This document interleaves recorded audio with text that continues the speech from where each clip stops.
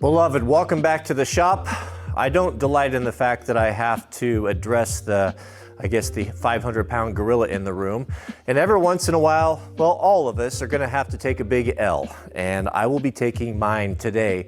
Many of you who are real carpenters, unlike myself as a professional homeowner, pointed out a major flaw in my lockers. For those of you who aren't sure what we're talking about, this is a piano hinge. A piano hinge is a hinge that is continuous. And the proper way, and I knew this, and I know this. I actually made this decision consciously, and I kind of regret it now. These hinges should have been collapsed and screwed in to the end grains, right? So that all you would see would be this one little strip. You wouldn't see the screws, you wouldn't see the flanges. I have not worked with cabinetry or worked with plywood much, and the thought of putting a screw into the end grain is just, I couldn't do it. Here's what I'm talking about. End grain is a series of laminated veneers. And when you run a screw, and this is true also for non-plywood, for regular wood, when you run a screw into the end grain of wood is like a bunch of straws in real wood, and it's not a secure way to hold. They'll pull out. There is no strength in that. And my concern when I was thinking about that, and I had 1,000 things on my mind, was I don't want to run screws into end grain, especially plywood, because there's no strength to it. It's far better to run screws in this way. That was my reasoning when I did it, and then after I started reading the comments, I realized that probably was a mistake. So where does that leave us for our project? Do we tear it all out and cut brand new pieces? No, I'm not going to do that. Here's the concern. Most of you were worried that all of the weight of this bench is being distributed between sitting right here on this front piece and the back, which is being supported by these screws. There's a whole bunch of them, but they are small screws, and concern is that this is going to fall through. And it could, because it's highly likely with kids that someone's going to stand on this, maybe even jump on it. So here's the fix, and I think many of you pointed it out. We're going to put a little, I guess we'll call it a stile, or a little board across here, a ledger maybe even, so that when this comes down, it's being supported on all three sides by wood that is screwed and glued into the main structure, and not putting all of that pressure on those little screws. So for today's video, this is what we're hoping to accomplish. The second problem is the helmet shelf here is pretty close to my head. I'm worried about hitting my head right here. So we're going to remove these shelves, cut them back a couple inches, and that will give me a little bit more headroom. And there's no reason for it to be any bigger. It's a bespoke shelf for the helmet. Ooh. Didn't think that the M12 had too much torque for Proho there, but almost got away from me. All right, gentlemen, we've got our 3 shelves here. Let's see how much we can take away. Of course, the helmets will be sitting in here. So if we push those to the back,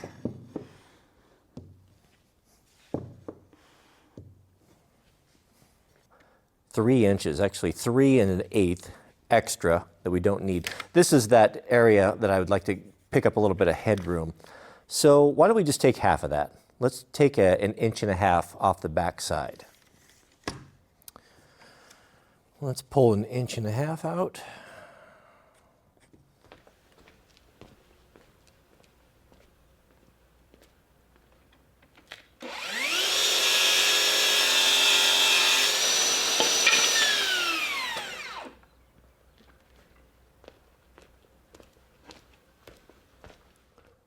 Quite a few ask me about this jig that I use to assemble everything. This is a Craig jig. It's a pocket screw jig, and it's wonderful. This is the best $65 you'll ever spend.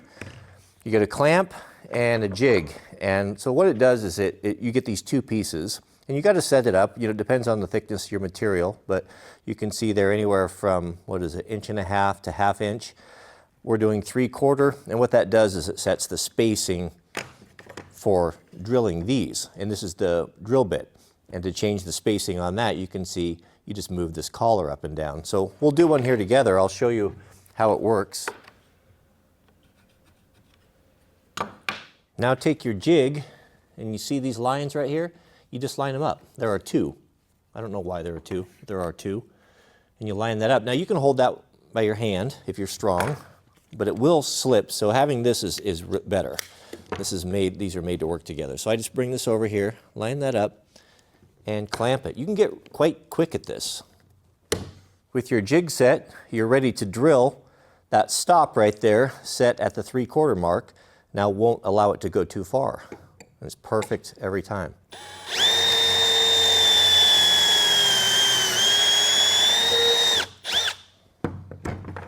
So now you have a perfect pocket screw hole for your screw. You see how wide that is? When that pulls together, man, it holds like nobody's business. It's really a good system. And then you use these long bits, the square drive, so that you can get your drill into tight spots. These pocket screws are where it's at, gentlemen. Don't let anyone tell you otherwise. There are some elitists online that, I don't know what they say. Who cares what they say? But if you want a good system for cheap that works, this is the best.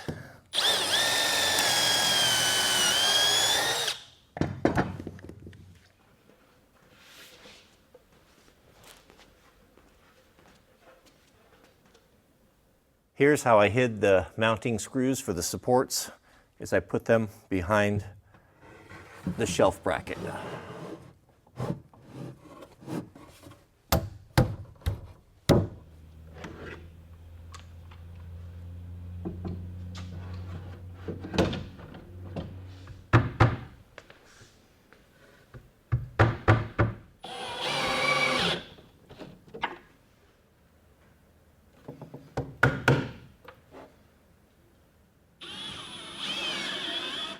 That is going to be better. Everything fits, still have a little bit of a lip, gonna have a little bit more headroom.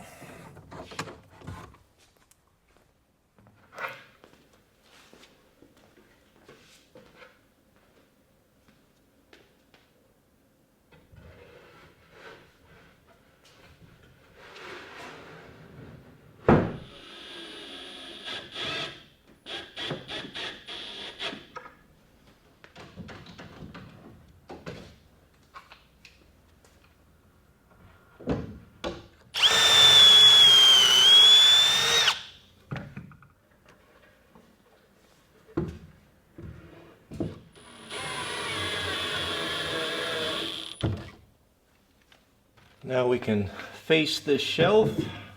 Fortunately, I've got a scrap that's the right width.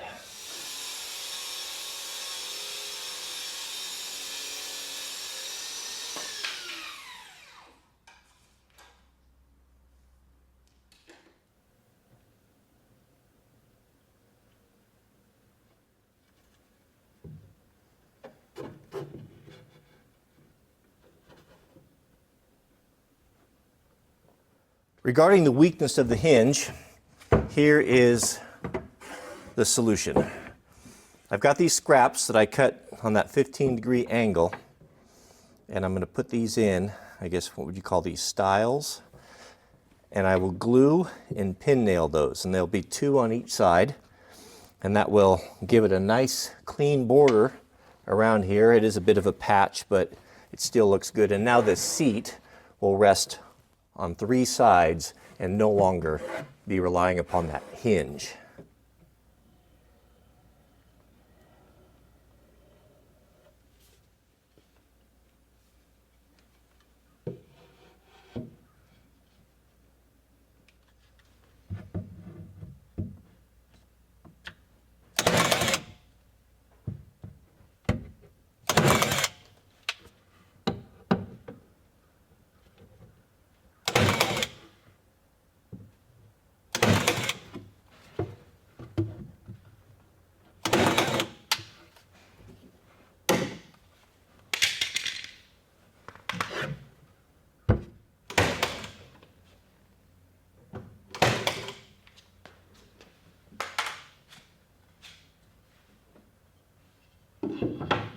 Hopefully that will satisfy everyone.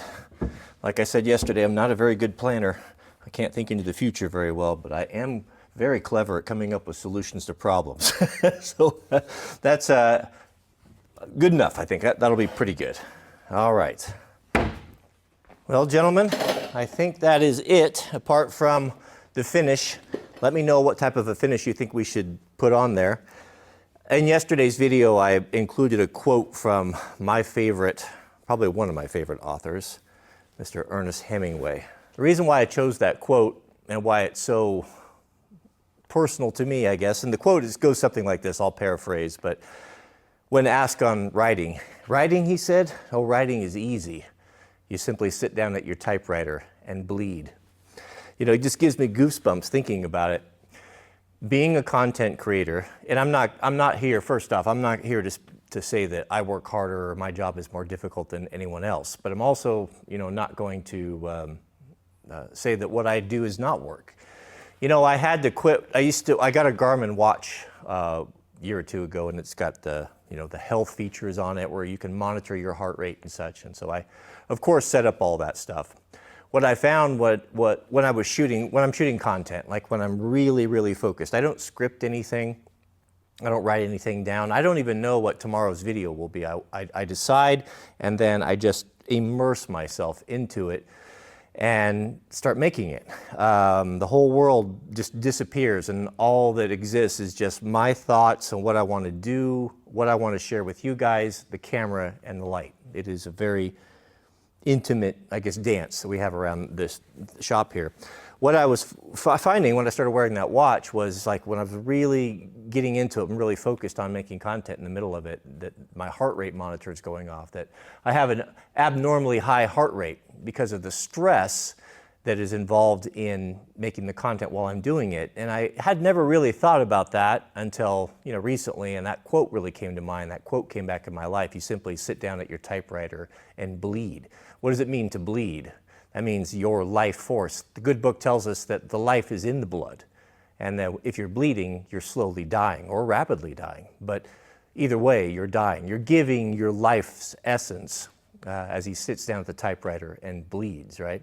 And that quote, the reason why I included that quote in yesterday's video is that the stress and the concern and the worry about putting your work out in front of hundreds of thousands or millions of people, for them to critique, to find fault, that's half of it, but the other half is also to give encouragement and to praise and to you know, a digital slap on the back, so to speak. You know, so it goes both ways, but it does take a toll. And the stress that's involved when you're doing that and when you're deciding what to share and what to capture and how you want to portray yourself and to put your work out there to be criticized is very difficult. If you've ever created something that you thought was beautiful or amazing, or wrote something and then understand what it's like to put that out there, to have someone critique it, it's not something to be taken lightly. You know, it's a very difficult thing. So I don't know what my point is or what I'm saying. I just thought it was just an interesting quote, and you know, we do suffer. We do suffer and bleed for the things that we are passionate about, that we want to do well and when we want people to think highly of us, which I think all of us do. Should we? I know the finish is not done yet, but I am a petulant child. Let me get my gear out and we'll set it up and see if everything works as well as it did in my mind.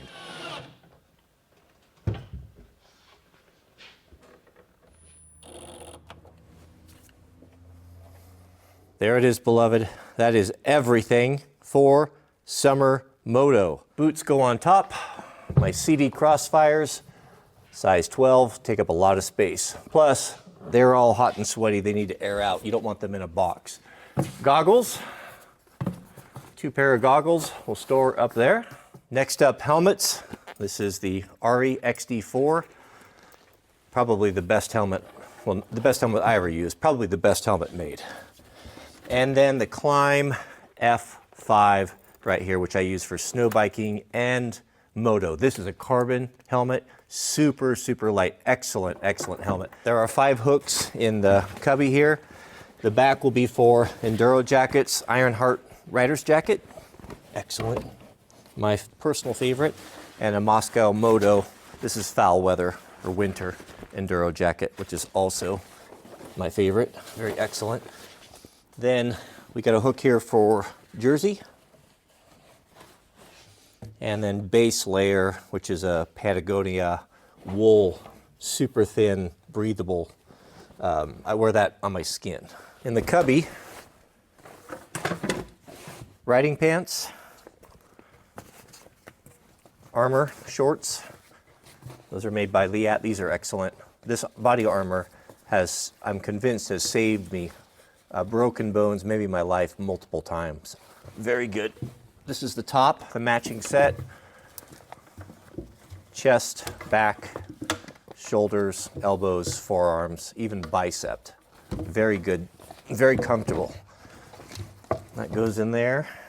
Knee braces, asterisks, excellent. And knee brace sleeves, like tube socks you wear underneath. And gloves, 2 pair of summer. And then a cold weather pair I keep in my pack in spring and fall. And that, I mean, that's it. And it's not even half full. And fifth and finally, the pack hook. So you can access all your pouches, add your lunch, your water, etc. You think that's cool? Well, I've got something even cooler. The brand new USA made limited edition Wranglerstar merch. You asked for it, beloved, and the middlemen have delivered. The USA made beloved t-shirt. Only going to run for 2 weeks. We're coming into the tail end of week 2. Isn't that cool? Screen printed in the US, USA made and sewn shirts, very high quality. This is an item that's going to last a long time. This is not your Chinese made stuff. We're going to keep everything that we do. It's going to be limited and it's going to be good. It's going to be what I would want to wear myself. And you know how picky I am about this sort of thing. So these will be available domestic. They're $40 shipped. They will be available for international. It's going to be about $25 to ship over there. We're shipping these all in-house. Small family business that the middlemen are taking care of it. And there's going to be a special gift inside the bag as well. And I don't even know what that is. I'm waiting on that for myself.